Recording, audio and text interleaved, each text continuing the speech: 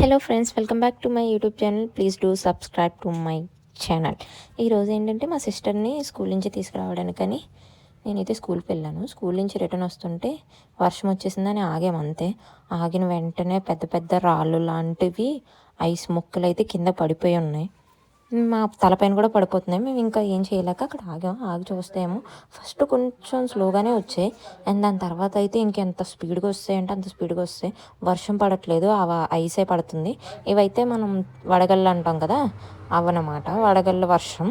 ఇంకా వర్షం పడట్లేదు, వడగళ్ళు మాత్రమే పడుతున్నాయి. దాని తర్వాత చూసుకుని కొంచెం అయితే తిన్నాం. ఎందుకంటే ఎండాకాలంలో వడగళ్ళు తింటే వడగళ్ళు ఏదో సంథింగ్ అంటారు, నాకు కూడా తెలీదు, వడదెబ్బ తగలదని అంటారనమాట. దాని తర్వాత ఇక్కడ ఎన్ని ఉన్నాయో చూడండి. మొత్తం అంతా రోడ్ మొత్తం అంతా ఐస్ మొక్కలే ఉన్నాయి. వడగళ్ళ వర్షం ఏంటో కానీ మొత్తం చూడండి, అవన్నీ వైట్ వైట్ కలర్లో ఎంత అలా కనిపిస్తున్నాయో, ఏదో ఎవరో పైనుంచి వేస్తున్నట్టు ఐస్ మొత్తం అలానే పడిపోతున్నాయి. దాని తర్వాత ఇక్కడ చూస్తే చాలావి చేతిలో తీసుకున్నాం. నార్మల్ మనం ఫ్రిడ్జ్లో పెట్టిన ఐస్ ఎలా ఉంటుందో అలానే ఉన్నాయి.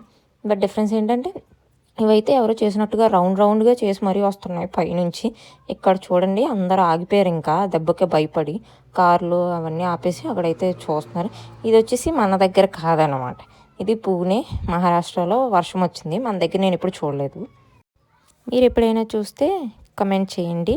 To subscribe my channel. Thank you for watching.